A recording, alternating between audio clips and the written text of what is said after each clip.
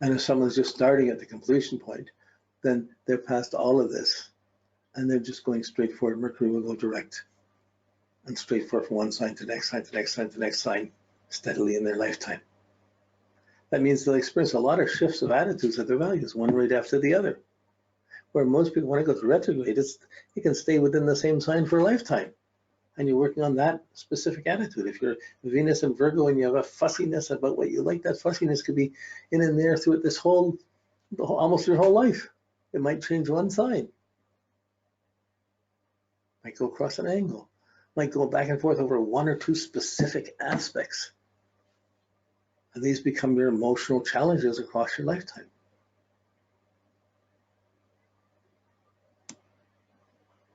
So, okay, here we go. Guinea pig number 1, me. My Venus is in the 4th house. I have everything rising except Venus. Venus is in Sag in the 4th house. My IC is in Scorpio. So I'm motivated, Scorpio, to do things, very passionate. But the only setting thing I have is Venus. I really react strongly. All my energy is on one side, but except for that Venus. And anything that happens to me, I really feel need to be liked or not liked. If a teacher liked me, I'd be great. If a teacher didn't like me, I'm in trouble. If I'm wanted, boy, if someone likes me, I'll do everything for them. If I'm in love with someone likes me, boy, I'm doing everything for them. If someone doesn't, I can't. It's hard to do anything. So this is, but this is my Venus. It moves, and my Venus starts at that 0 Sag and moves forward a couple of degrees, and moves back, touches the star twice, comes back, hits itself again, touches the Venus, and then goes back a long time, then turns around and goes forward. And so it goes from Sag back into Scorpio, back Scorpio, back, till it hits my IC twice, and then goes forward, hits the Venus again if I live that long, and then moves forward.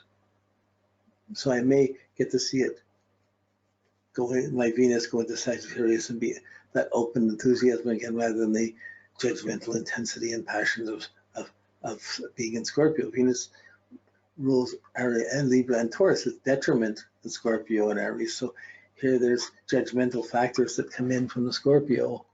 So the planet and the sign, you still use that, the Venus in Scorpio, but it's a progressed Venus. This attitude's in there burning. So I have all kinds of angry things about relationships that happen, and then seemingly unfair, what I wanted, what I didn't get, what I want. Oh boy, I'm a stupid person. Anyways, these things go on. So this is a closer look at it. When you see the whole chart and you're watching along, you can somewhat imagine what aspects, like, because the Scorpio, it's not really hitting anything else. It won't get up to oppose my Venus. It'll square my ascendant, but I have nothing else in mutable signs. So that's, you know, if someone born a few weeks before me would have the Venus and Scorpio with the Mars, Mercury, and Jupiter there, and squaring Saturn and Pluto, their Venus could be going back and forth these things the whole lifetime. That's really, would be really challenging.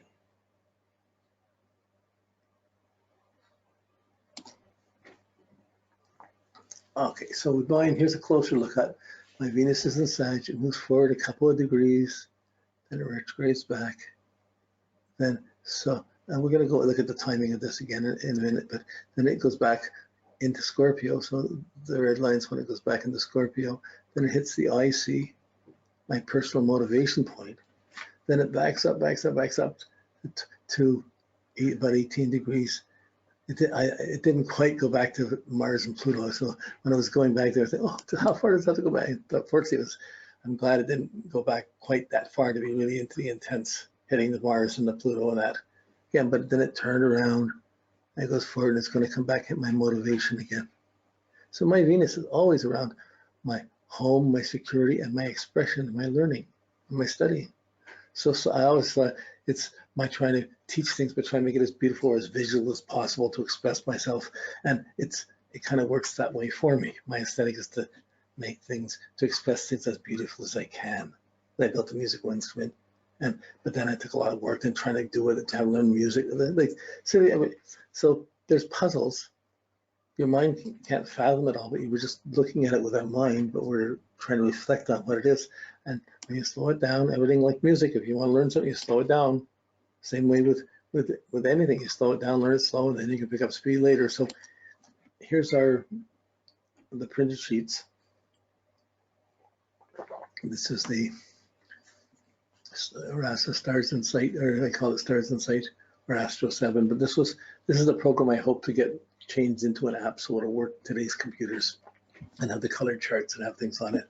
And we'll see if I can get the fundraising, find the people to make it work next year and get this available to the students, because then you can get all these things clear up without, they're hard to get. You can't get it, or you can't get a printout that's organized like this from any of the professional programs. They don't organize it by degrees. Well, a couple of them may do it by degrees, but this lets you organize by whatever interval you want, 5 degrees, 10 degrees, 15 sections of a degree, 1 minute down to 1 minute, 40 seconds of a degree. You can measure these times. So this is done for 10 minutes of a degree interval. This printout, it shows the Venus starting, and it goes up to, my Venus starts at 0, 19, 20. I always thought it was 019, but the other program said there 019, 020 before or after, like it's in there. So it comes forward, it goes forward. It's in this, it goes up to 2 degrees, 30 minutes, and then it goes retrograde. So this is the first 11 years. At age 11, my Venus went retrograde.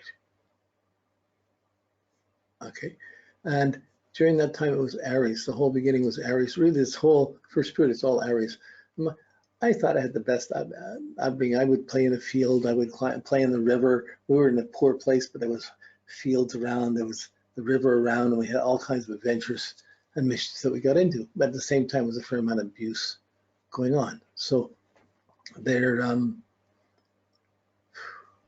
but the Venus went retrograde. So right from, so you see, it was like 0 degrees. It was like 5 until 48, 2 years to get out of that first degree.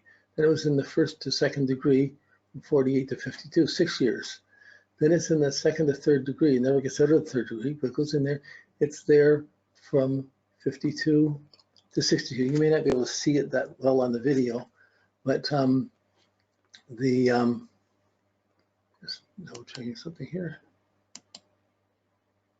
Yeah, okay. So, but you have it on your printouts, and they won't be as marked. But you should need to mark up your printouts. But I'm just telling you, it's so from 52 till 62. So 10 years, it was in the same 1 degree.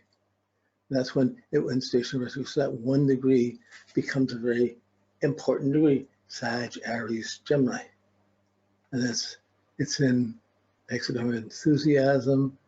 And inside of that, inner truth, and inside of that goes through a series of them.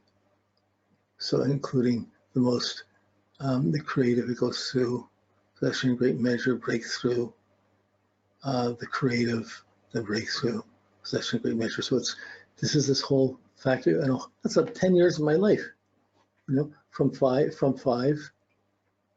to 15. Certainly 15 was a really stormy emotional year. That whole teenage years were very stormy times where things turned around.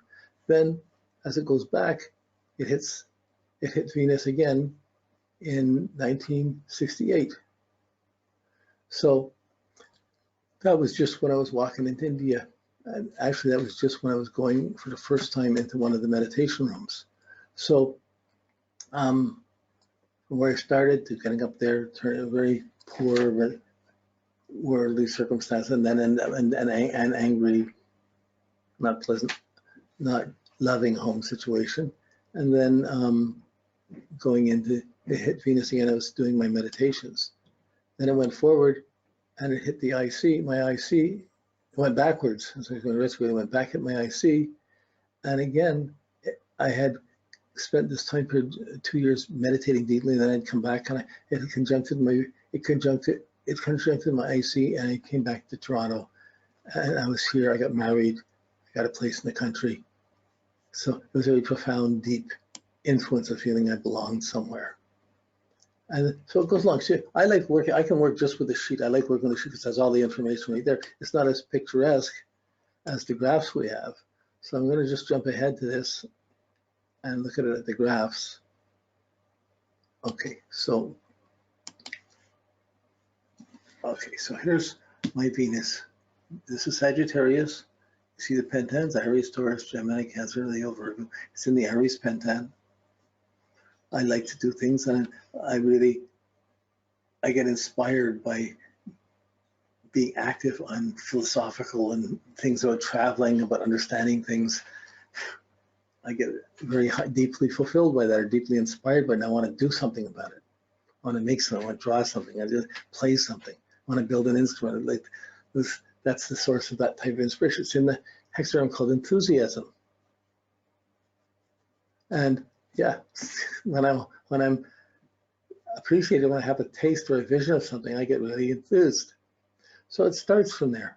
It moves forward, stays in the hexagram of enthusiasm, stays in that pentan. It's been in October 57, it turned around. And when it turned around, we moved from living on, I lived on a riverfront. Well, first there was, parents were splitting up and they were on off. I was in a foster home for a little while, came back, we moved. We lived for several years on the riverfront, which was the best place I ever lived. It was the poorest shack we ever were in. The house had 13-inch drops on the floors. Like it wasn't an old poor place, but boy, we had fun. It was right on the river. It was a great place. But we moved from there to a small apartment, and that was a real change of lifestyle where I wasn't around nature and the same. I always had nature to balance me off. So then we moved, and that was when I had my first girlfriend, just an idealized girlfriend, but that change came at that Mercury changed around. Then it went back, retrograded back. And when it went back to touch Venus itself, I entered India and went into the meditation room for the first time. And from that time, where about a year later, it backed up. That was January 68. By November 68, I'm going into the room for a third time. And this was the time I spent 13 months alone and meditating the longest time. So all of this time in this period here, Venus going over this, I was chanting. So that's a Venus thing, this chanting. I was chanting this whole time alone. So with the chart, it goes back.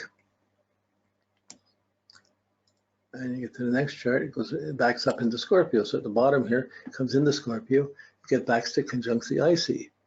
So when it conjuncts the IC, it was marriage number one, and I moved to a farm in Ontario. And at that farm, I got into astrology. I had a telescope, and I sold herbal teas in yarrow stock. So I just was into it, but really, I was watching the stars, and had this place. That was when it was on the IC. It doesn't come back to this point like the other ones before. When we went to the one before it, Venus in 27 went back to its starting point. And it's going back before this lifetime. It's like my whole time in India and this mystical stuff and the chanting was fun. I was like catching up to something from another lifetime. I had to go back. I couldn't go on without it. I had to go back with it. So that was all of that. Okay, there you go. We're going forward. Now, then it just backs up, keeps going back up. When it hit Neptune, I had visions during this meditation time too. I was married, the marriage, but then had split up. But when it hit the Neptune, I finished building the celestial harp, and I started seeing wife number two, and I got my first Apple computer. This was all things happening on the Venus. It was a miracle to get things because I didn't have the money cost back then. 78, 79 cost about $3,000 to get the Apple computer, came in pieces, and it only was 48K, which is smaller than you get in even anything you get today is more than that. But